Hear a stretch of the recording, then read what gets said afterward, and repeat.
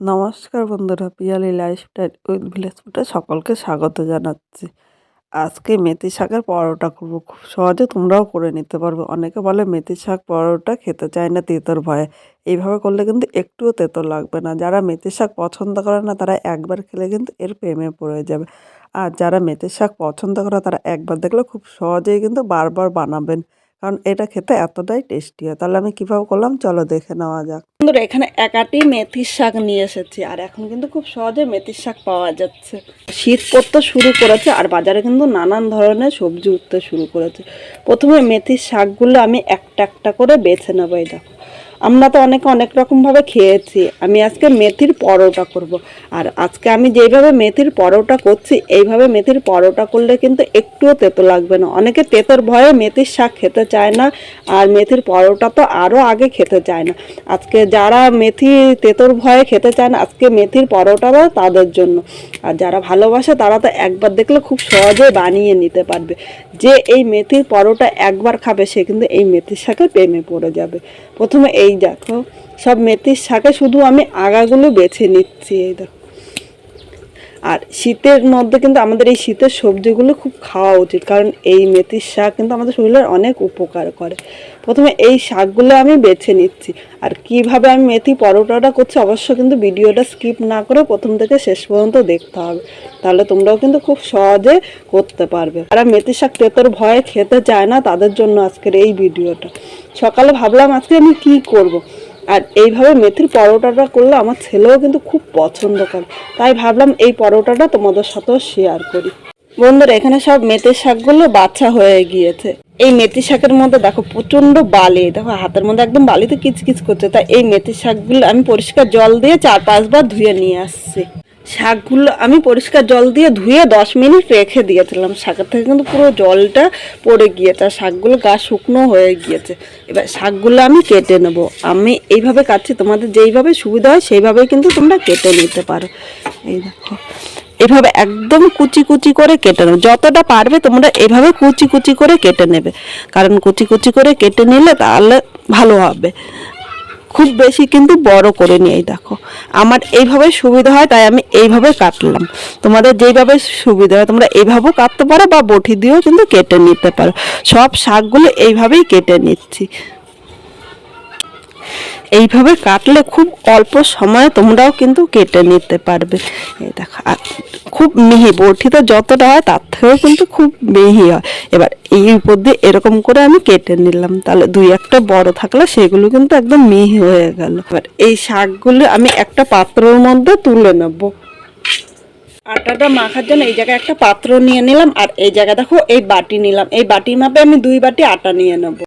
এখানে আমি আটা দিয়ে করছি, তোমরা ইচ্ছা করলে আটা বা ময়দা দিয়েও করতে পারো, কিন্তু আমার মনে হয় ময়দার থেকে আটা দিয়ে করাটা বেশি ভালো, কারণ আটাটা কিন্তু আমাদের স্বাস্থ্যের পক্ষে খুব উপকারী। এবার বড় চামচের 1/2 চামচের মানে 3 ভাগের 1 ভাগ লবণ নিয়েছে। অবশ্য লবণটা কিন্তু স্বাদ অনুযায়ী নিতে হবে। এর সাথে 1/2 চামচ জোয়ান নিয়েছি। এবার জোয়ানটা হাতের মধ্যে নিয়ে আমি একটু ম্যাশ করে নেব। এইভাবে তোমরা ম্যাশ করে নিতে পারো বা এইভাবে কিন্তু ম্যাশ করে নিতে পারো। অনেকে ভাববে যে কেন জোয়ানটা নিলাম।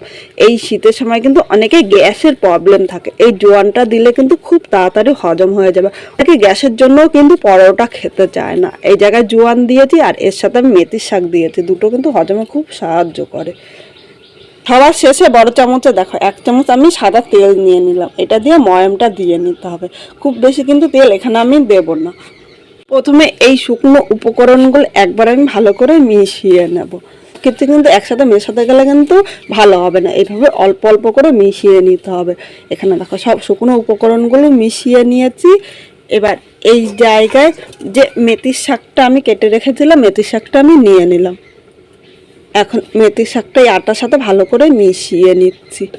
বন্ধুরা, এর সাথে আমি 1/2 চামচ আদা কুচি দিয়েছি। দেখছি সেই ভিডিওটা স্কিপ হয়ে গিয়েছে। যাই হোক, আদা কুচিটাও কিন্তু এর সাথে ভালো করে মিশিয়ে নিতে হবে। এখানে যদি তোমাদের মনে হয় যে আর একটু মেথির শাক লাগবে তাহলে নিয়ে নিতে পারো। এখানে দেখো আমি যতটা মেথির শাক কেটেছিলাম পুরোটাই নিয়ে নিয়েছি। এবার অল্প অল্প জল দিয়ে এই আটাটা মেখে নিতে হবে। একসাথে কিন্তু খুব বেশি জল দেওয়া যাবে না। আর আমরা নর্মালি যেরকম আটা মাখি তার থেকে একটু শক্ত করে মাখতে হবে, কারণ এর মধ্যে মেথির শাকটা দেওয়া হয়েছে। একটু 5 মিনিট রেখে দিলে মেথির শাকের থেকে কিন্তু জল বেরোবে, পরে কিন্তু এই আটাটা অনেকটা নরম হয়ে যাবে। তাই একটু শক্ত করে মেখে 5 মিনিট ঢেকে রাখলে আটাটা কিন্তু অনেকটাই নরম হয়ে যাবে।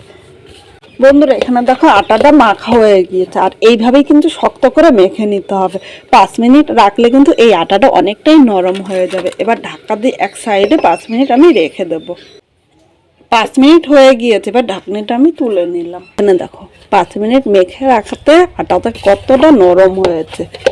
এর জন্য বলেছি যে প্রথমে কিন্তু আটাটা খুব বেশি নরম করে মাখা যাবে না, কারণ খুব বেশি নরম করে মাখলে এই জায়গায় যে মেথি শাকগুলো দেওয়া রয়েছে তার থেকেও কিন্তু একটু জল বেরোবে, তখন কিন্তু আটাটা আরও নরম হয়ে যাবে। তাই এইভাবে একটু শক্ত করে মাখলে পরে কিন্তু আটাটা একদম পারফেক্ট হবে।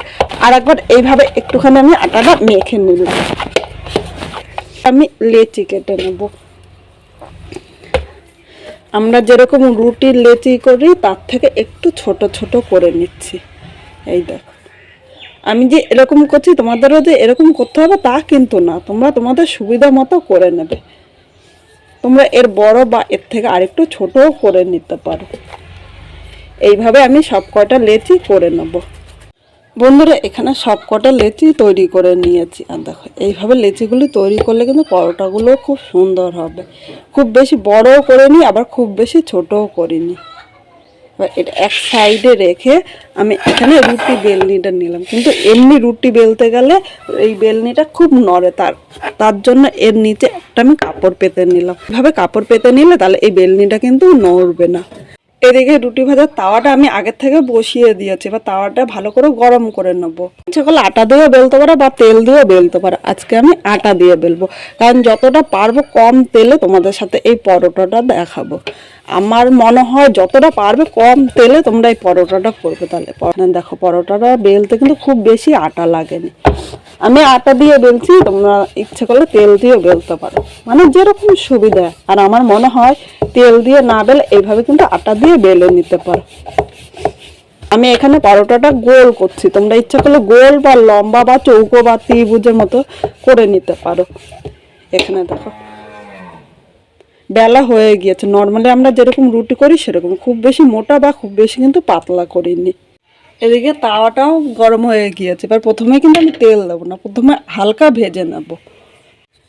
এক পিঠ ভাজা হয়ে গিয়েছে, এবার উল্টিয়ে এই পিঠটা হালকা ভেজে নেবো। দেখো এইভাবে ভেজে নিলে তাহলে কিন্তু অল্প তেলেই তোমরা এই পরোটাটা ভাজতে পারবে। এবার এই পরোটার উপর দিয়ে 1 চামচ তেল নিয়ে নিলাম। এবার তেলটা পুরো পরোটার মধ্যে এইভাবে লাগিয়ে দিতে হবে। এইভাবে পরোটাগুলো ভাজলে কিন্তু খুব বেশি তেল লাগবে না, অল্প তেলেই তোমরা এই পরোটাগুলো ভেজে নিতে পারবে। এবার এই পরোটাটা উল্টিয়ে নিলাম, 1 চামচ তেল দিয়ে পুরো পরোটার মধ্যে এইভাবেই লাগিয়ে দিলাম। দেখো এখানে 1 চামচ টোটাল কিন্তু 2 চামচ দিইনি, টোটাল হলো এখানে 1.5 চামচ, মানে এখানে 1 চামচের কম তেল ছিল। এবার এইভাবে পরোটাগুলো একটু ভেজে নিতে হবে। এইভাবে পরোটাগুলো আমি হালকা লাল করে ভেজে নেব। আর এই পরোটাটা ভাজতে ভাজতে আমি আর একটা পরোটা রেডি করে নেব। বন্ধুরা এখানে দেখো এই পরোটাটা কিন্তু লাল করে ভেজে নিয়েছি।